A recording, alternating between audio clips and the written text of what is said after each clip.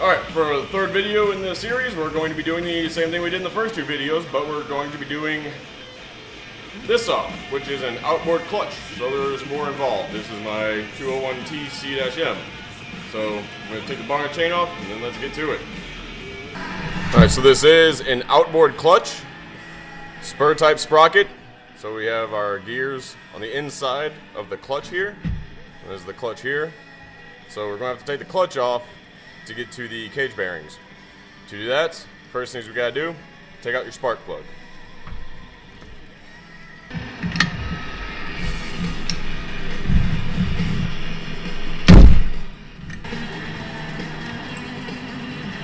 Alright, with the spark plug out, these machines used to come with a black plastic tool called a piston stop where you could stick in there, but I guess they stopped doing that because I didn't get one with this saw.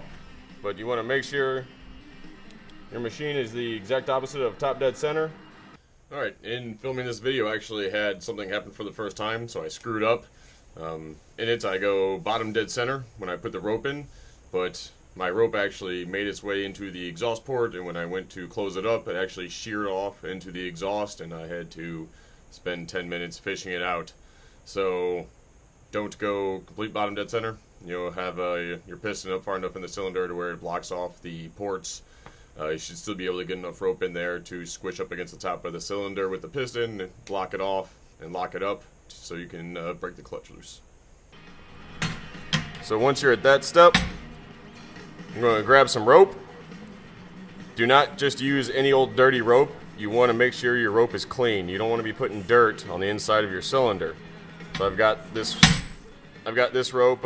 It's actually a rewind starter rope for commercial machines. But I keep it bagged up and clean when I'm not using it, and I did melt the end, as you can see there, to keep it from fraying and pieces falling off in there.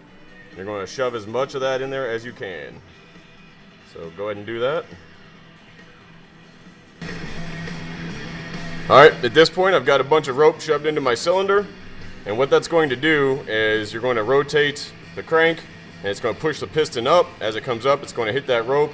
The rope's going to get squished in between the top of the cylinder and the piston, and it's going to lock the machine up. And that way you can get the clutch off. So go ahead and rotate it clockwise. These are reverse threaded. So turn it clockwise as far as it'll go. You'll feel it bind up. Alright, so go ahead and grab a 13mm socket, or the end of your scrunch will work as well. Now this is reverse threaded. And crank down on this guy. I like to hold it in place with my body. Alright, so it broke loose. Go ahead and thread it off by hand. There's your clutch assembly. Alright. Here we've got your clutch and sprocket. Go ahead and remove that guy. And there's your cage bearing. Again, just like with the other machines, make sure everything's really clean. You don't want any debris getting down in there. So I'm just going to set this one aside on my clean paper towel. Applying grease just like the other ones. I've got some Stihl sprocket bearing grease here. Make sure your finger's clean. Put a light film on the crank. This rotating plastic piece right here is actually the oil pump. Alright, apply a light film on your cage needle bearing. Unlike with the other machines we did, there's no tab to line up on this machine.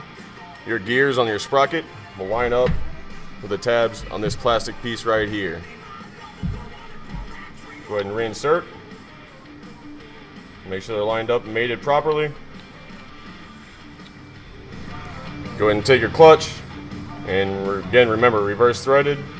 So we're going to go lefty tighty and slap it back on there. Take your socket or scrunch or whatever you're using,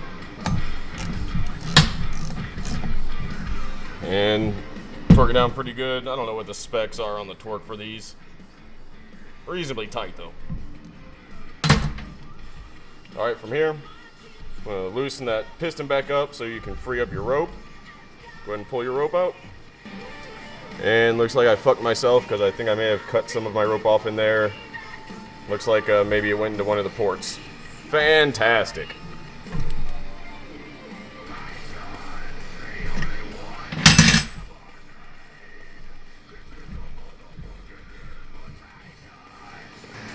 Alright, from that point, just slap the rest of it all back together and you're good to go. I'm going to go ahead and do some more work on this guy, so I'm going to leave it off, but that's how you do that, and you can get back to doing whatever it is you do with your chainsaw. Have a good one, humans.